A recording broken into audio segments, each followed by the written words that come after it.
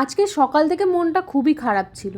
আর সেই মন খারাপের কারণটা কি জানো? সেটা হচ্ছে আমার মায়ের হাতের তৈরি আজকের মকর সংক্রান্তির দিনের গরম গরম ভাত আর ডিমের তরকারি। মকর সংক্রান্তি মঙ্গলবার পড়ার জন্য তাই আর আজকে ডিমের কারি হয়নি, তাই ভেবেছিলাম আজকে বাড়ি যাবই না।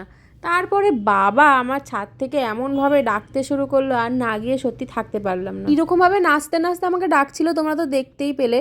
তাই তাড়াহুড়ো করে কাজ সামলে বাড়ি গিয়ে দেখি মা মায়ের হাতে তৈরি ঝাল ঝাল খিচুড়ি রান্না করেছে। সিরিয়াসলি খিচুড়িটা খাওয়ার পর ডিমের কারি না খাওয়ার যে দুঃখটা কোথাও না কোথাও গিয়ে একটু ঘুচলো। আর ওদের নাচ দেখে নিজেকে নিয়ে সামলাতে না পেরে তাড়াতাড়ি করে খিচুড়িটা খেয়ে আমিও একটু পাগলামো করতে লেগে গেলাম। আমার মতে বলে একটাই লাইফে যতক্ষণ এনজয় করতে পারো, যতটা এনজয় করতে পারো মন খুলে এনজয় করে নাও। এনজয় করার বয়সে যদি এনজয় না করলাম, বুড়ো বয়সে গিয়ে খালি রিগ্রেটই করতে হবে, ইস লাইফটাকে এনজয়ই করতে পারলাম না। So enjoy your every moment.